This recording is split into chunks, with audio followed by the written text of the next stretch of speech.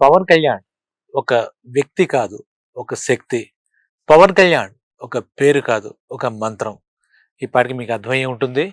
నేను చెప్తుకానున్న విషయం, ఆయన నిన్నటి రోజున మధురై, తమిళనాడులోని మధురైలో ఉన్నటువంటి ఆహ్, సుబ్రహ్మణ్య స్వామి దేవాలయం త్రిపురం కుండ్రంలో జరిగిన మురుగన్ భక్తిర్గల్ మానాడు. దానికి ముఖ్య అతిథిగా హాజరయ్యారు. హాజరవ్వడం కాదు, లక్షలాది మంది మురుగన్ భక్తుల మధ్య సనాతన ధర్మం గురించి, అలాగే మురుగన్ శక్తి గురించి ఆయన చాలా అద్భుతమైనటువంటి మాటలు చెప్పారన్నమాట. ఒక రకంగా చెప్పాలంటే తమిళనాడు జనం అందరి యొక్క అభిమానాన్ని కూడా చూరకున్నారని చెప్పాలి. అక్కడికి జనసేన ప్రతినిధిగానో, లేదంటే ఒక బీజేపీ అంటే ఎన్‌డీఏలో ఉన్నటువంటి బీజేపీకి మద్దతుకరం కాదు.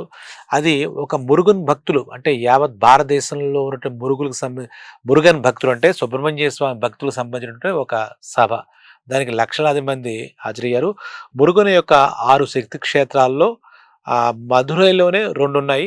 అక్కడ త్రిపురం కుండ్రం అనే చోట జరిగింది ఇది. తిడ్తల్ అనే ఒక ప్లేస్‌లో లక్షలాది మంది హాజరయ్యారు. అక్కడ చాలా విశేషం ఏంటంటే ఎన్‌డీఏ కూటమిలో జనసేన కూడా భాగం కాబట్టి ఆయన ఒక తెలుపు పంచి, అలాగే తెల్లటి షర్టు వేసుకొని ఎయిర్‌పోర్ట్‌లో దిగితే, బీజేపీకి సంబంధించినటువంటి తమిళనాడు ప్రముఖులంతా ఆయన రిసీవ్ చేసుకున్నారు. ఆ తర్వాత ఈ కార్యక్రమం, ఈ మానాడు అంటే జనం అందరికి ఉన్నటువంటి మానాడు అంటే మహానాడు అనుకుందాం మన భాషలో. అక్కడికి త్రిపురం కుండ్రం మధురైలో ఒక ప్రాంతం అది. అక్కడికి వెళ్ళడం, అక్కడ అక్కడ కూడా చాలా సాంప్రదాయబద్ధంగా దీక్షాబద్ధుడై వెళ్ళినట్టుగా ఒక తెల్లటి చొక్కా, అలాగే పచ్చరకు పంచె కట్టుకుని ఆ సాంప్రదాయాలకి, సనాతన ధర్మానికి ప్రతీకలాగా అక్కడికి వెళ్ళడం, అక్కడ వాళ్ళందరినీ బాగా అలరించింది.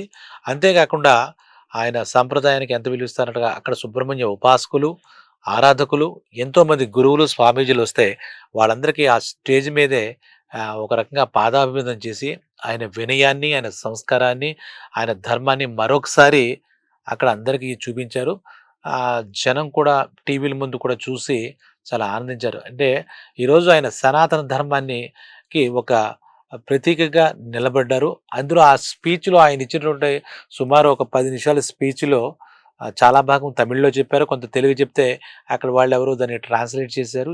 ఏది ఏమైనా కూడా ఆయన సెక్యులరిజం గురించి, అంటే పరాయి మతాలంటే నాకు గౌరవమే. కానీ నా మతం అంటే నాకు గౌరవంతో పాటు నాకు భక్తి, విశ్వాసాలు కూడా ఉన్నాయి.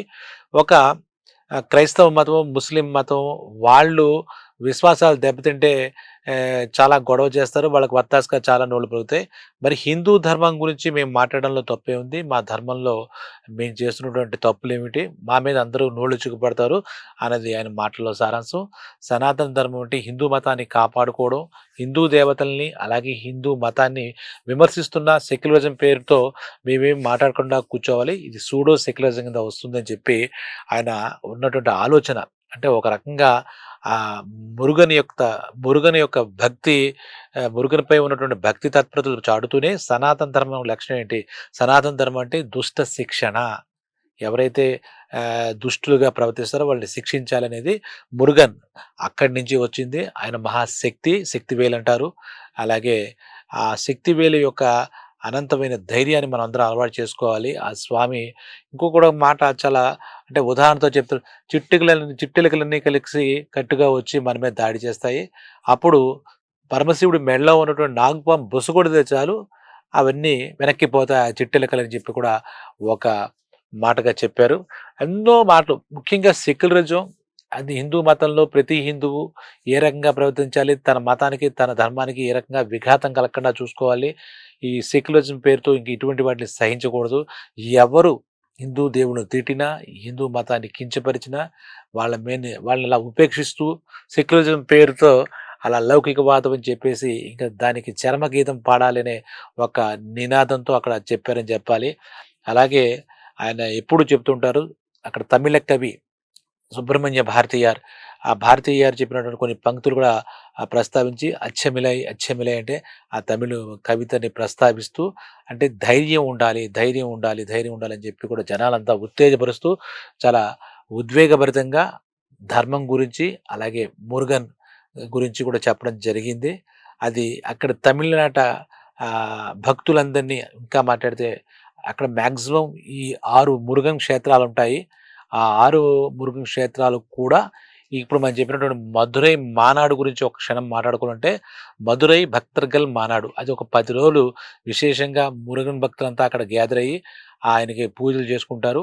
అక్కడ ఆ క్షేత్రంలో అంటే ఆ మధురై ఆ ప్రదేశంలో లక్షలాది మంది భక్తులొస్తారు. అక్కడ మొత్తం మీద ఏవైతే సుబ్రహ్మణ్య స్వామి గుళ్ళు తమిళనాడులో ఉన్నాయో, ఆ గుడిలన్నీ కూడా ఆ నమూనాలన్నీ కూడా అక్కడ నిర్మించారట. చాలా ఉత్తేజంగా ఉంటుంది. 10 రోజుల పాటు ఉంటుంది. అది 22వ తారీఖు ప్రారంభమైంది. నిన్నటి కార్యక్రమంలో ఎంతోమంది స్వామీజీలు, గురువులు, అలాగే బీజేపీ పెద్దలు, అంటే ఈ భక్త సమాజాలతో పాటు బీజేపీ, ఆర్ఎస్ఎస్ విభాగాలు కూడా కలిసి ఈ కార్యక్రమాన్ని నిర్వహిస్తున్నారు. వాళ్ళు చెప్పిన దాని ప్రకారం అంటే 11వ యోగా దినోత్సవం జరుపుకున్నాం 21వ తారీఖు. దానికి అనుబంధంగా ఈ భక్తర్గల్ మానాడు మదురైలో ప్రారంభించినట్టుగా కూడా తెలుస్తోంది. పవన్ కళ్యాణ్ గారికి అక్కడ మాట్లాడుతూ, ఇది ఇక్కడే ఎందుకు జరపాలి, ఇంకో చోట ఎందుకు జరపకూడదు, ఇంకో చోట ఎందుకు జరపకూడదు అనే మాటలు కూడా వినపడుతున్నాయి. ఇవన్నీ దురదృష్టకరం.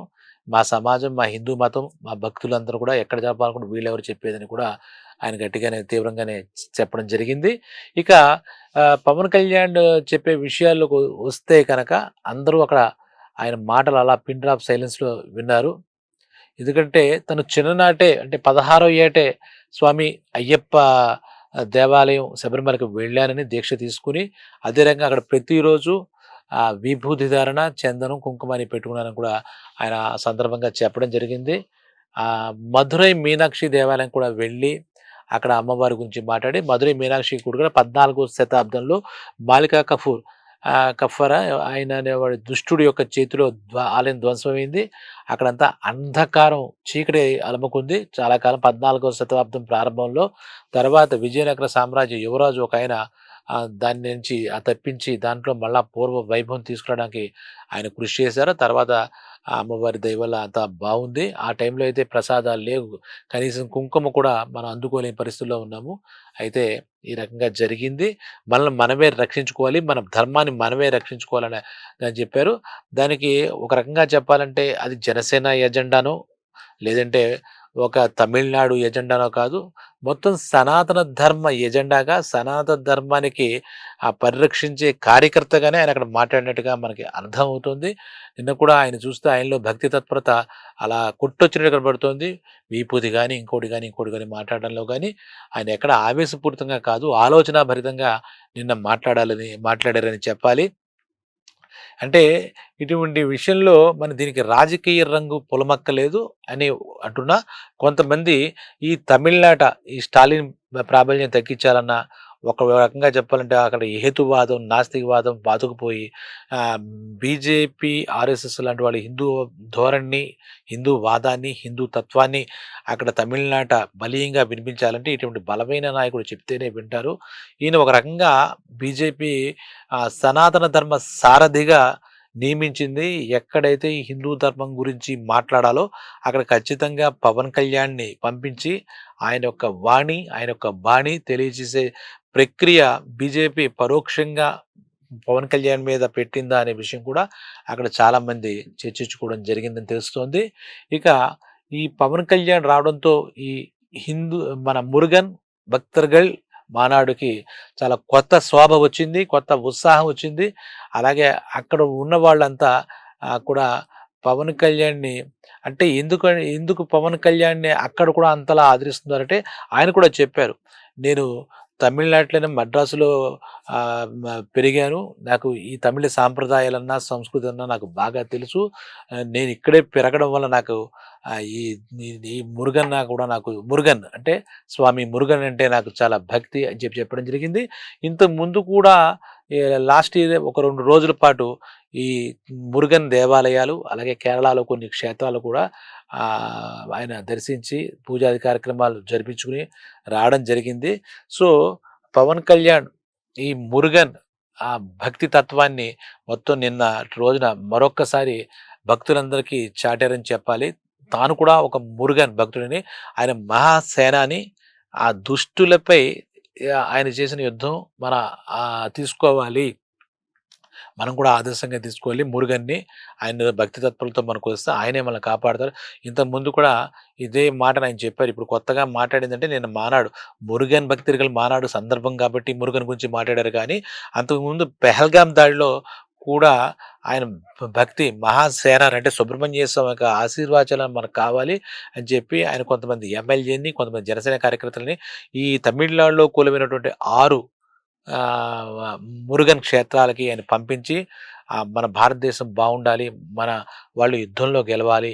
అందుకు మహాసేన అనేటువంటి సుబ్రహ్మణ్య స్వామి అంటే మురుగన్ యొక్క ఆశీస్సులు కావాలని చెప్పి పూజలు చేయమని కూడా ఒక కార్యక్రమాన్ని రూపొందించడం జరిగింది. ఆ రకంగా అప్పుడు వాళ్ళంతా కలిసి చేయడం కూడా చేశారు. కాబట్టి ఇప్పుడు ముఖ్యంగా పవన్ కళ్యాణ్‌ని అభినందించదగ్గ విషయం ఏంటంటే, ఆయన ఏదో కేవలం ఒక తెలుగు రాష్ట్రం ఆంధ్రప్రదేశ్‌కి పరిమితమైపోకుండా ఆయన ఈరోజు మొత్తం భారతదేశం అంతా సనాతన ధర్మ అంటే సనాతన ధర్మాన్ని ధర్మం అంటే ఏమిటి?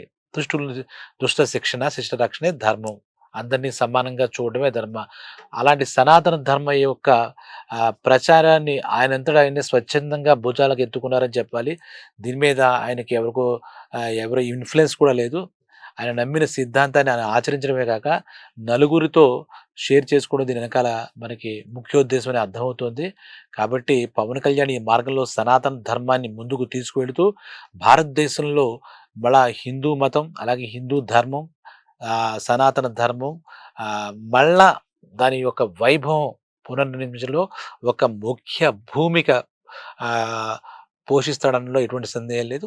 ఇక కొంతమంది అనుకున్నట్టుగా ఈ స్టాలిను అంతకుముందు వాళ్ళ అబ్బాయి ఉదయనిధి స్టాలిన్ కూడా ధర్మం అంటే ఏంటి? సనాతన ధర్మం అంటే ఏంటి? అని కొన్ని తప్పుగా మాట్లాడడం జరిగిందని చెప్పి అప్పుడు ఆయన ఖండించారు. వాళ్ళ మీద కూడా బీజేపీ పరంగా బీజేపీ మిత్రపక్షంగా బ బ జనసేన అంటే తమిళనాడులో జనసేనని ఏర్పాటు చేస్తారా? లేకపోతే బీజేపీ తరపున పనిచేస్తారా? మొత్తం మీద అటువంటి వేర్పాటు వాదనల్ని, అలాగే నాస్తికవాదాల్ని, హిందూ వాదాన్ని, హిందూ మతాన్ని, హిందూ ధర్మాన్ని చులకనగా చేస్తున్న వాళ్ళపై చెంప చెల్లుమనిపించేలా ఆయన కొన్ని నిర్ణయాలు తీసుకున్నారని మనకు అర్థమవుతుంది. బహుశా నెక్స్ట్ ఇయర్ ఎలక్షన్స్ కూడా పవన్ కళ్యాణ్ గారు బీజేపీ అలాగే ఆయుధంగా కూడా వాళ్ళు ఉపయోగించినా మనం ఆశ్చర్యపోకలేదని రాజకీయ విశ్లేషణలు చెప్తారు. ఏది ఏమైనా బీజేపీ చెప్పినా, లేదంటే పవన్ కళ్యాణ్ సనాతన ధర్మం అని జనసేన నాయకుడిగా చెప్పినా, సనాతన ధర్మాన్ని కాపాడుకోవాలి, సనాతన ధర్మం బతికుండాలి, హిందువులంతా ఏకం కావాలి, హిందూ మతాన్ని మనం సంఘటితం చేసుకోవాలి. ఇందులో అయితే ఎటువంటి సందేహం లేదు. దానికి పవన్ కళ్యాణ్ గారు నడుం కట్టారు. అలాగే ఆయన ఆచరించి చూపిస్తున్నారు.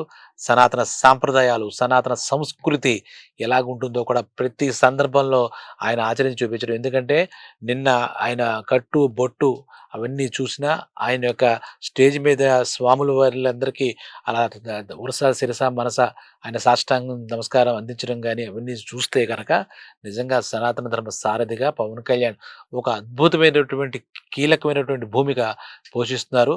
ఆయన ఈ విషయంలో అందరికీ మార్గదర్శకమై ముందు నడిపించాలని చెప్పి మనమందరం కూడా కోరుకుందాం. ఈ అంటే ధర్మో రక్షిత రక్షితః.